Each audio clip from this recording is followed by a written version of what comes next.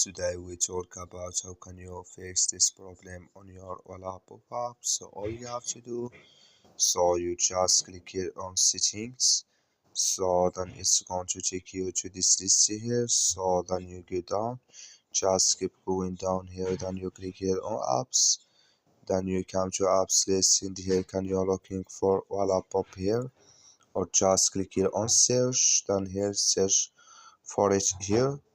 So just click on it here, then it's going to take you to this list. Click here on force stop, then you click here on OK.